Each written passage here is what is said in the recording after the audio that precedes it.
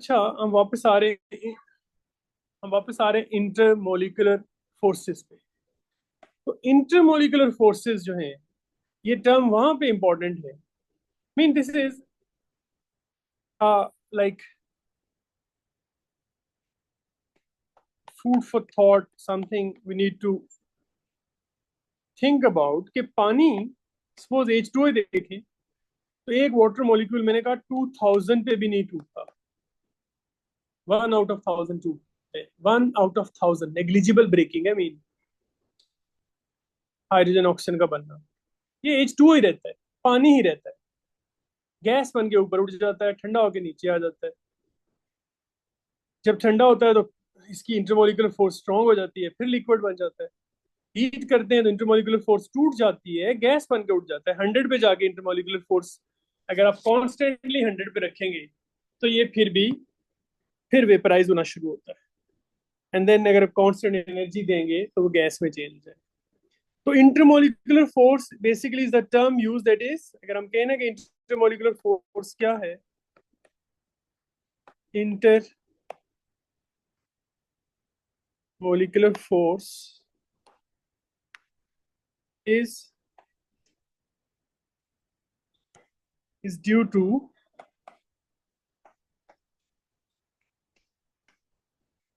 intermolecular bonding. Intermolecular force is due to intermolecular bonding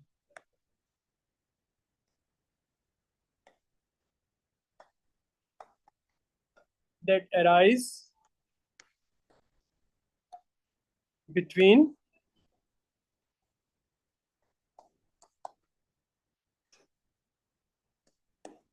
different type of covalent structures.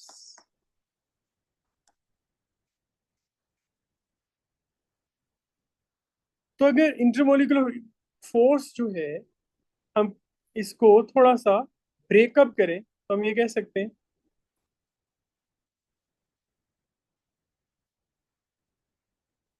Intermolecular forces जो हैं, types अगर हम करें तो that can be between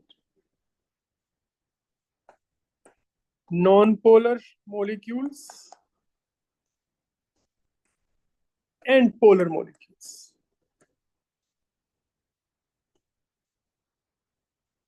it mean हमें ये पता होना चाहिए कि क्या मॉलिक्यूल अनचार्ज है, non polar molecule. Mean non polar covalent bond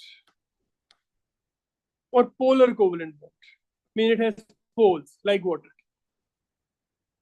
या हम ये कहें कि उनके बीच जो है डाइपोल मूवमेंट है।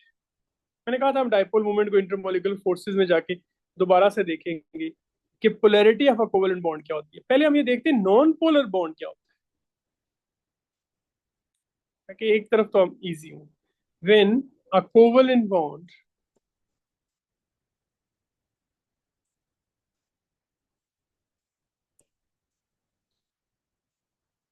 is formed between two like atoms,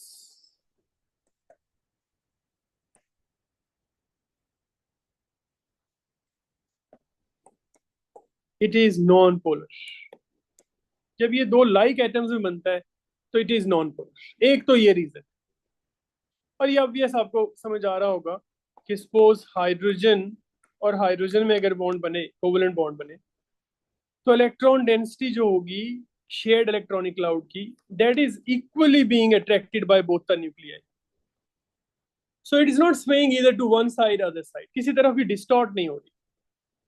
when it is equally balanced, so it means overall this bond is having no charge, zero charge।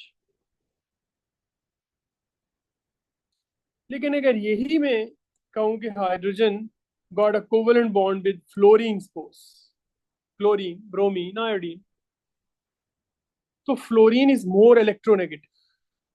अब फ्लोरीन का ये इलेक्ट्रॉनिक क्लाउड पूरा हो रहा है, 8 and hydrogen has only 1. लेकिन जब आप minutely देखेंगे, you'll find out that fluorine is having a sort of slight negative charge, fluorine atom, and hydrogen has on the other hand a slight positive charge. I mean, they are tested, this molecule is tested positive for what? For being a charged covalent compound. हालांकि covalent है, हम इसको इस तरह बनाते हैं AHF, ये covalent है, बीच में कोवलेंट बॉन्ड दिखाया आपने, but fluorine got a slight negative charge and hydrogen got a slight positive charge. It means it is polar. It is not non-polar, it is polar. Because fluorine got an electronegativity. अब electronegativity क्या है? आप जानते हैं electronegativity is the power to attract the shared electronic cloud to itself. मैं अगर definition लिखूं, just आप लोग अगर इसको recall करें, electronegative atom has a power. So what sort of power electronegative atom has? Has a power to attract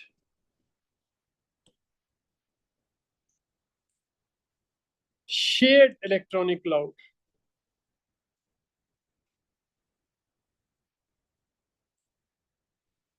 to itself. Thus gets slight,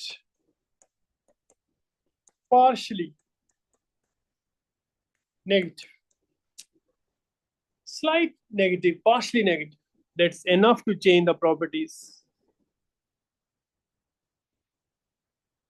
leaving its partner as positive. तो अपने partner को जो है positive, slight positive, look at slight positive, slight partially positive. It mean अगर covalent bond between two unlike atoms बनता है तो it is polar. लेकिन अगर लाइक एटम्स है, लाइक एटम्स एक बात और ध्यान में आपने रखना है कि suppose if it is a bond between hydrogen and carbon. Now carbon got an electronegative value of 2.5. Hydrogen has 2.1. So difference in electronegativity is very less. Less than 0.7. Polarity is negligible. No doubt अगर आपके charges डालने हो तो आप कह सकते हैं like this. But difference is so less. Generally this molecule is very less polar or negligibly polar. Not that effective. एक तो ये बात. तो फिर इलेक्ट्रोनेगेटिव एटम्स कौन से होते हैं? Fluorine, oxygen, nitrogen, chlorine. These are well known electronegative elements. Fluorine got a power of 4, then 3.5, then nitrogen is 3, and chlorine is less than that. But most electronegative element in this planet is fluorine. Generally periodic table में हम देखें तो electronegativity, power to attract the electron, increases from left to right in any period. Because non metals की तरफ जाएंगे तो non metals में ये क्रेज इलेक्ट्रॉन को अपनी तरफ खींचने का. पर जब आप डाउन द ग्रुप आएंगे, मीन EN वैल्यू जो होगी, EN value increase but decrease downward. इसलिए फ्लोरीन के ग्रुप में chlorine less, bromine less, iodine less, कम होती जाएगी. इस तरह oxygen, sulphur, selenium, tellurium, polonium कम होती जाएगी. Nitrogen, phosphorus, arsenic, antimony, bismuth कम होती जाएगी. Only top ones are electronegative. Others are, but they are very less as compared to the top. Top most ये वाले हैं. जहां पे भी फ्लोरीन, ऑक्सीजन, नाइट्रोजन, क्लोरीन लगे होंगे, electronegativity will come into play. अब एक और बात यहाँ आती है कि अगर इलेक्ट्रोनेगेटिव एलिमेंट हो भी तो सम टाइम मॉलिक्यूल जो है वो पोलर नहीं होता. ये ऐसा क्यों है? Because even presence of electronegative element है, और इस केस में तो second most on the planet है oxygen. But still it is non polar. तो यहाँ पे एक बात डाइपोल मूवमेंट की आती है जो मैं आपको लिखवाता हूँ what it is. When an element has a symmetry like this, that its overall vectors cancel the effect of each other. एक बात याद रखें, when a molecule become charged, these words are important, when a molecule become charged, it has an electric field between point charges. Electric field has a direction from positive end to negative end, positive to negative. Since electric field has a direction, so for this reason it's a vector quantity. It's a vector quantity. Vector has a direction. Now यहाँ पे दो vectors जो आप draw कर रहे हैं वो बिल्कुल एग्जैक्टली अपोजिट डायरेक्शन में जा रहे हैं। As a result this molecule in spite of presence of two electronegative element and charges, its overall charge, or we call that as overall dipole moment, represent with this letter U type, is equal to 0. So carbon dioxide is non-polar. It means इसकी intermolecular force में positive और negative parts का role नहीं होगा, तो वो इंतहाई week है। इसीलिए इस कार्बन डाइऑक्साइड को अगर आपने सॉलिडिफाई करना हो तो -78 तक कूल करना पड़ता है।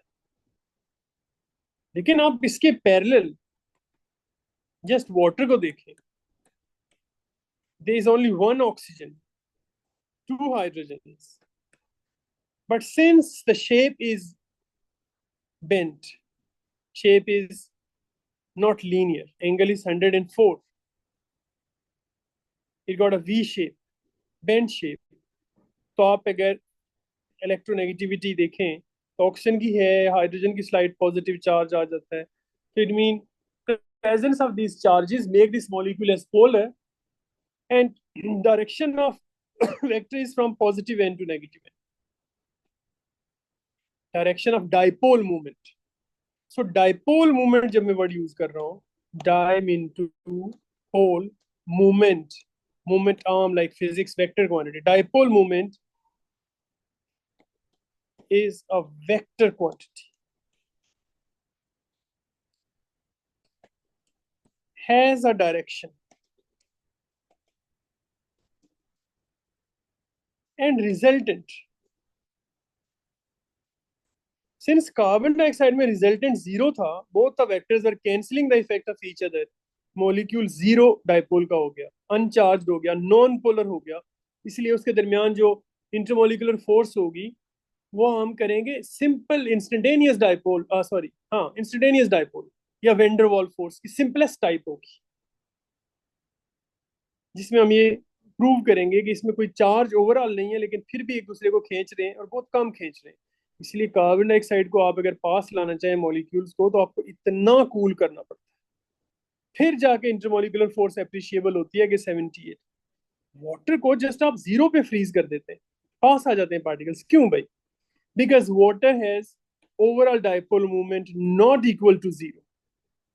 Water is a polar molecule, तो जब पोलर है इसके चार्जेस इंटैक्ट है, रिफ्रैक्टिव चार्जेस हैं, तो positive hydrogen are attracting the negative oxygen of others and vice versa. तो इट मीन इसकी इंटरमोलिकुलर फोर्स हम क्या कहा करेंगे कि ये हम इंटरमोलिकुलर फोर्स की टाइप में ये पढ़ेंगे कि that is dipole dipole attractive force, permanent dipole permanent dipole, permanent dipole है इसमें, पीडी पीडी फोर्स। तो उसके लिए हमें डाइपोल मूवमेंट को सीखना पड़ा। Water overall dipole movement is not equal to zero because both the vectors direct towards oxygen and resultant vector should be in this direction, slight negative, slight positive. पानी non polar नहीं है, पानी polar है। लेकिन आप एक और molecule अगर बनाएं, सपोज हमारे पास carbon tetrafluoride, most electronegative element in the world लगा हुआ इसमें, but this molecule has zero dipole, dipole moment is equal to zero. Reason, all these vectors are directing from positive carbon to negative fluorine, so all of these are cancelling the effect of each other due to their orientation at each other, due to the symmetry of the molecule, एक दूसरे को cancel out कर। हाँ, अगर ऐसा हो जाए कि आप 3 फ्लोरीन्स लगी और एक क्लोरीन लगी हो तो नेट डाइपोल मूवमेंट जो होगी वो कुछ एग्जिस्ट करेगी, और मॉलिक्यूल नेट डाइपोल उसकी जीरो नहीं होगी, बिकॉज कैंसलेशन जो एक क्लोरीन और फ्लोरीन की होगी वो नहीं होगी, because chlorine is less electronegative and fluorine is the most electronegative. So net charges will not cancel the effect of each other. So हमें इस तरह से भी देखना पड़ेगा, ये आगे डिस्कशंस में चीज़ों में ये चीज़ें आएंगी, आती जाएंगी, एंड you'll find out कि हम हर जगह using that geometry of that particular molecule उसको कैंसिल आउट करेंगे। एक चीज़ आगे आएगी, हम ऑर्गेनिक में पढ़ेंगे, यहाँ शायद आपको उस तरह समझ ना आए। सपोज एक मॉलिक्यूल इस तरह से हो कि इसके दो इलेक्ट्रोनेगेटिव एलिमेंट्स हैं, फ्लोरीन्स लगी हुई हैं दो, और वो डायगनली स्ट्रेट एक दूसरे के। अब ऑर्गेनिक पढ़ के हमें ये समझ आएगा कि ये किस तरह का आइसोमेरिज्म है, और हम इसको सिस ट्रांस आइसोमेरिज्म में लेके जाएंगे। लेकिन यहाँ आपको वो बात तो नहीं समझ आई, यहाँ आसान बात मैं आपको बता रहा हूँ, ऑर्गेनिक में आएगी कि because both the fluorines are diagonal to each other, it mean अगर हम यहाँ वेक्टर ड्रॉ करें तो it goes from positive to negative, carbon is slide positive, carbon slide positive, oxide. Direction of the dipole is from positive end to the negative end. These two vectors cancel the effect of each other. तो ये molecule non polar है, इसमें intermolecular force बड़ी week होगी, हमें बड़ी जान लगानी पड़ेगी इसको फ्रीज करने की। लेकिन इसी का एक पार्टनर बिल्कुल इस तरह का, उसमें पोजीशन डिफरेंस होगी, हम इसको सिस मॉलिक्यूल कहा करेंगे ऑर्गेनिक में। तो आप देखेंगे सिस 1,2 डाइफ्लोरोइथीन जो है, दिस इज पोलर, और इसका बॉइलिंग जो मेल्ट फ्रीजिंग पॉइंट है वो जल्दी आ जाएगा, और हमें इसकी intermolecular force, effective molecular force नजर आएगी, और इसका जब चार्ज टेस्ट करेंगे तो पोलैरिटी टेस्ट आएगा। क्यों भाई? Because look at that, direction of the dipole is from positive end to negative end, and these two vector direct in different direction। Physics की लैंग्वेज में आपको समझ आ रही होगी कि there should be a resultant, they are not cancelling the effect of each other, as a result its dipole moment is not equal to zero। तो mean इस direction से, इस डिस्कशन से हमें ये समझ आ गया कि मॉलिक्यूल्स में जब हम इंटरमोलिकुलर फोर्सेस करने जा रहे हैं, इंटरमोलिकुलर फोर्सेस, तो इट मीन हमें पहले ये देखना है कि यार ये मॉलिक्यूल पोलर है या नॉन पोलर। देखिए पोलर होगा तो उसमें चार्जेस होंगे, तो उनकी इंटरमोलिकुलर फोर्स की डायरेक्शन, ओरिएंटेशन, स्ट्रेंथ डिफरेंट होगी। और अगर मॉलिक्यूल नॉन पोलर है, उसमें चार्जेस ही नहीं है, तो फिर किसी उनकी इंटरमोलिकुलर फोर्स सबसे वीक होगी, और उसकी डिफरेंट पैरामीटर्स होंगे इंटरमोलिकुलर फोर्स के। तो पहले अगर हम नॉन पोलर मॉलिक्यूल को देखें तो फिर हम पोलर पे आए। पोलर में हमारे पास परमानेंट पीडी पीडी फोर्स होगी और हाइड्रोजन बॉन्डिंग। लेकिन नॉन पोलर को हम देखते हैं कि उनमें इंटरमोलिकुलर फोर्स किस तरह की है।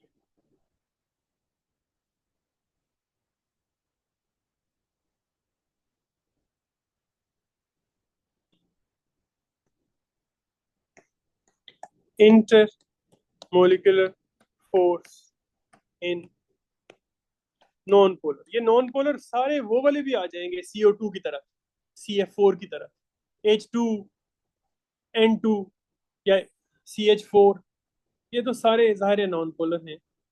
लेकिन वो जिनमें इलेक्ट्रोनेगेटिव एलिमेंट की प्रेजेंस है, even then it is non polar, because its symmetry has made its direction cancel the effect of net dipoles, उसको भी हम नॉन पोलर कहते हैं, है वो non polar. IMF, intermolecular force in non polar, और जो टाइप है दैट इज कॉल्ड एज, कई नाम है इसके, हर तरह से आएंगे, किसी ने कभी किसी एग्जामिनर ने कुछ नाम दिया होता है। Instantaneous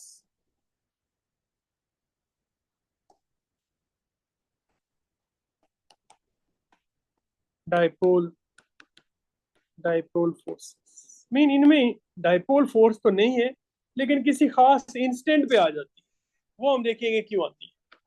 that is a theory, instantaneous dipole dipole force, जिसको आप शॉर्ट कहा करेंगे, शॉर्टकट में IDID force, IDID force, instantaneous dipole dipole force. हमें वो मॉलिक्यूल देगा और कहेगा इसमें कौन सी फोर्स है, क्यों है, और कितनी स्ट्रेंथ है उसकी, और उसकी वजह से उसकी फिजिकल केमिकल प्रॉपर्टीज क्या है।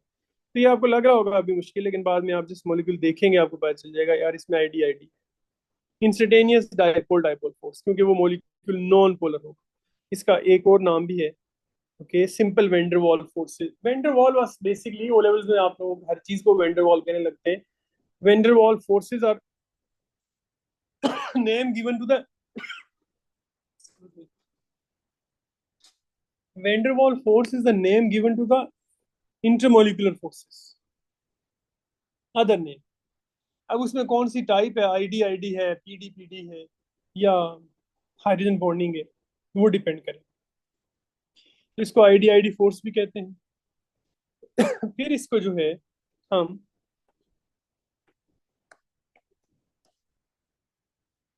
लंदन डिस्पर्शन फोर्सेस भी कहते हैं। ये सारे नाम इसलिए ले रहे होंगे आपको बुक में कहीं एमसीक्यूज में है। London dispersion forces, instantaneous dipole dipole forces, और इवन जो है temporarily induce dipole dipole forces भी कहा जाता है इसको। Temporarily induce dipole dipole forces, IDID, temporarily IDID forces. अब आप कहेंगे ये नाम क्यों है, तो अभी ये नाम जब मैं एक्सप्लेन करूंगा प्रॉपर्टीज की कि आईडीआईडी फोर्स है क्या, तो आपको समझ आएगा कि टेम्परेरली इंड्यूस डाइपोल या इंड्यूस डाइपोल डाइपोल क्यों कहते हैं इसको, या इंस्टेंटेनियस डाइपोल डाइपोल क्यों कहते हैं। सपोज एक मॉलिक्यूल है हमारे पास, मीथेन कंपाउंड। अब मीथेन में कार्बन और हाइड्रोजन बॉन्ड्स हैं, और मैंने कहा था कार्बन हाइड्रोजन जो हैं they got a friendly covalent bond. क्यों friendly covalent bond? Because 2.1 2.5, carbon 2.5, इतना कोई डिफरेंस नहीं। और अगर डिफरेंस होता भी तो बिकॉज ऑफ द सिमेट्री जो है इनकी नेट डाइपोल कैंसिल आउट हो जाती है। It mean this molecule has a net dipole equal to 0। लेकिन जब आप मीथेन को -200 के अराउंड लेके जाते हैं, इट टर्न्स टू लिक्विड। पहले सीएनजी बनती है, कंप्रेस नेचुरल गैस, फिर हम इसको और एलपीजी में चेंज कर लेते हैं, एलएनजी में चेंज कर लेते हैं। एलपीजी में स्पेशली वर्ड यूज होता है इथेन और प्रोपेन और ब्यूटेन के लिए, उनके लिए भी सेम फैक्टर है कि वो भी तो नॉन पोलर है। तो क्यों गैस बन गई, क्यों लिक्विड बन गई? इट मीन किसी पॉइंट पे आके उनकी इंटरमोलिकुलर फोर्स जो थी वो मजबूत हो गई। हालांकि उसके लिए हमें बहुत ज्यादा एक्सपेंस करना पड़ा, कंप्रेसर लगाने पड़े, इलेक्ट्रिसिटी यूज करनी पड़ी, लेकिन थी। अगर वो फोर्स ना होती तो कभी लिक्विड ना बनती।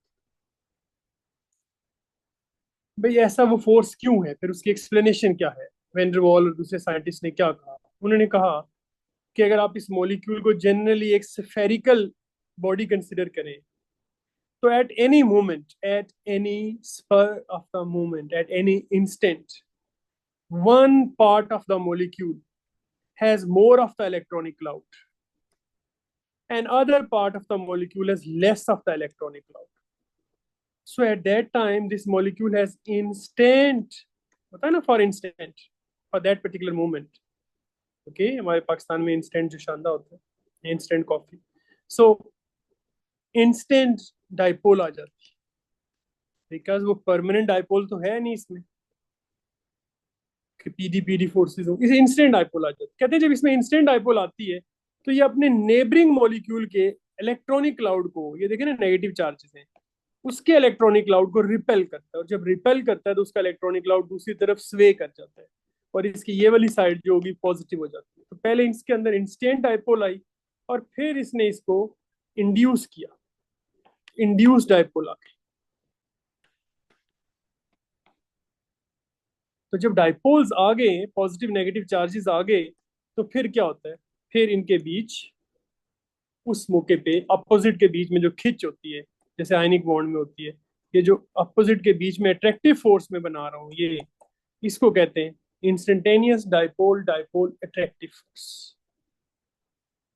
सो when you keep on lowering the temperature till -200 around, they become closer because molecule lose energy to the surroundings when they are applied colder conditions, when they are subjected to the colder condition। जब आप ठंडा करते हैं उनको तो molecules अपनी energy surrounding को loose करते जाते हैं, as a result kinetic energy low होती जाती है, करीब आते जाते हैं।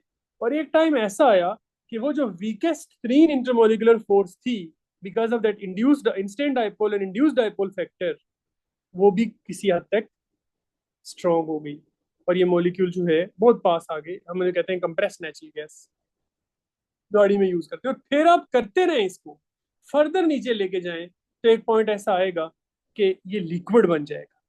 हम कतर से सीएनजी लेके आ रहे हैं, कंप्रेस नेचुरल गैस नहीं लेके आ रहे, एलएनजी लेके आ रहे हैं। नेचुरल गैस को ही, मीथेन को ही हम लिक्विफाई करके लेके आते हैं, ताकि एक छोटे सिलेंडर में millions of molecules, tons of molecules आ जाए। गैस में तो वो बहुत ज्यादा एरिया लेती है, 600 टाइम कम हो जाती है, और सेकेंडली कॉन्सेंट्रेशन ज्यादा हो जाती है। तो इट मीन, अगर आपको ये लग रहा हो कि ये स्टोरी है, तो स्टोरी नहीं है भाई। इसलिए कि at that particular temperature, if these non-polar molecules changes their state from gas to liquid and liquid to solid, it means they were having some weak attractive force, और वो weak attractive force जो है gradually क्या होती गई, strong होती गई। अब it mean, दोबारा ये बात एक्सप्लेन करूँ, कल मैं फिर करूंगा, बिकॉज ये टॉपिक मैंने कहा नहीं, आपको समझाना थोड़ा मुश्किल होता है। तो आप कहें कि जी सपोज मॉलिक्यूल थोड़ा बड़ा ले लें, C4H10 ले लें, ब्यूटेन। अच्छा, जब हम मॉलिक्यूल बड़ा, और मैं फैक्टर्स बताऊंगा कि किन की वजह से इंड्यूस्ड डाइपोल डाइपोल फोर्स ज्यादा होती है, इंस्टेंटेनियस डाइपोल डाइपोल फोर्स किन फैक्टर्स पे डिपेंड करती है। तो अच्छा, C4H10 जो है वो 0 डिग्री सेल्सियस पे ही जो है अराउंड -10 and 0, हाँ 0 के ऊपर जो है ये अराउंड लिक्विफाई होने लगती है। मीन मीथेन से बहुत आसानी से इसको हम लिक्विफाई कर लेते हैं, इसीलिए इसको हम एलपीजी सिलेंडर्स जो हम घरों में लेके आते हैं उसमें यूज करते हैं। तो ये जल्दी से क्यों होना शुरू हो गई, तो उसका रीजन कि इसके मॉलिक्यूल को भी आप अगर एक स्फेरिकल कंसिडर करें, तो it has C4H10, it mean more carbon atoms, more hydrogen atoms, it mean it has more of the electrons, it because it has more atoms. तो अगर ज्यादा एटम्स होंगे तो ज्यादा इलेक्ट्रॉन्स होंगे, ज्यादा ही प्रोटॉन्स होंगे, तो इट मीन इसकी जो एक पर्टिकुलर टाइम के ऊपर इंस्टेंट डाइपोल आएगी, उसकी स्ट्रेंथ ज्यादा होगी। और जब उसकी स्ट्रेंथ ज्यादा होगी, तो इसी तरह से पूछता और ऐसे ही बना के आप एक्सप्लेन करते हैं, तो आप कहेंगे वो अपने नेबर को जब रिपेल करेगा, तो डेफिनेटली इंडक्शन भी ज्यादा होगी। And in between butane molecules, ये जो मैंने बनाया butane, strength of instantaneous dipole dipole force is much stronger as compare to methane. So it mean LPG बनाना is easier as compare to CNG बनाना और एलएनजी बनाना। तो हमने देखा, और वैसे भी आपको ओ लेवल्स पढ़ के एक चीज आती है कि कार्बन 1 से लेकर कार्बन 4 तक गैसेस थी, लेकिन methane gas, ethane gas, propane gas, butane gas at RTP. लेकिन जब आप पेंटेन पे आए थे, C5H10 equally non polar molecule है, कोई पोलैरिटी नहीं है, कोई परमानेंट चार्जेस नहीं है कि अपोजिट मॉलिक्यूल के अपोजिट चार्जेस एक दूसरे को खींचते और पास होते हैं, तो आप कहते हैं इसमें तो अप्रिशिएबल अट्रैक्टिव फोर्स है। भाई इसमें भी नॉन पोलर है सारा, लेकिन ये C5H10 is a liquid, it's petrol. तो फिर हम कहते हैं कि इंस्टेंटेनियस डाइपोल डाइपोल मॉलिक्यूल्स जिन पे डिपेंड करते हैं, उनकी स्ट्रेंथ इस पे डिपेंड करती है कि if the molecule has more number of electrons and more number of protons. It means its strength of instantaneous dipole is more, strength of induced dipole is more. As a result, attractive force between them is mighty higher as compared to a smaller molecule. So instantaneous dipole dipole forces depend on number of atoms per molecule, molecular mass, mr of a molecule. Okay, कल इंशाल्लाह हम ID forces को आगे लेके जाएंगे और further examples देंगे, और फिर देखेंगे कि हाई ऑक्टेन पेट्रोल कैसे बनता है, और उसमें हम आईडी फोर्स को कम कैसे करते हैं। उसे हमें कम करनी पड़ती है ताकि जल्दी से वो वेपराइज हो, गैसेस फॉर्म में चेंज हो, और उसकी जो है कंबशन ज्यादा प्रॉपर। इंशाल्लाह कैरी ऑन टू।